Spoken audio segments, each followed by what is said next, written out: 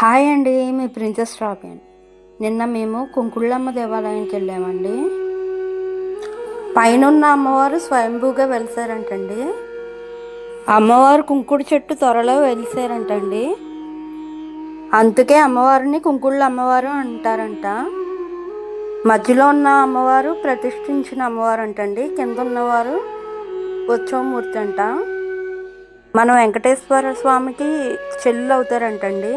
ద్వారకా తిరుమల క్షేత్ర ప్రకారం స్వామిని దర్శించి అమ్మవారిని దర్శించుకోకపోతే మన యాత్ర సంపూర్ణమైనట్టు కాదంటండి. అమ్మవారు ఎటువంటి కోరికలు ఉన్నా నెరవేర్తారంటండి. ఇది బయట గోపురం అండి. గోపురం చాలా బాగుంది కదా. ఎదురుకుండా ధ్వజస్తంభం.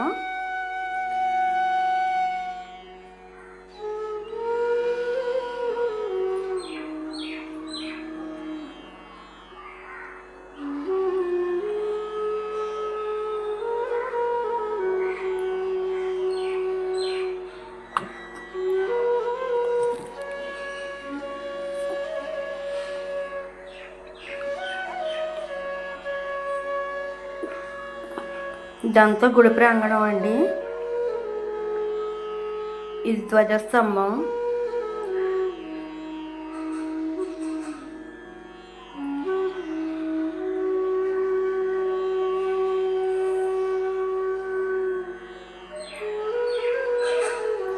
ఇదంతా గుడి ప్రాంగణం.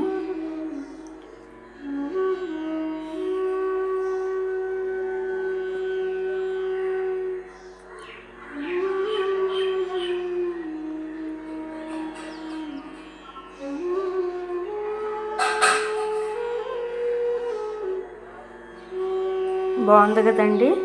పచ్చని చెట్లతో గుడిలో పచ్చని చెట్లు ఉన్నాయి. బాగుంది కదా. ఇది హోమశాల అండి.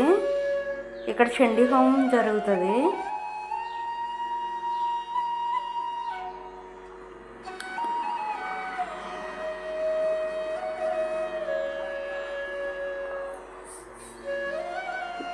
ఇక్కడ వచ్చేసి అమ్మవారి ఫోటో అండి. ఇది గోపురం అండి.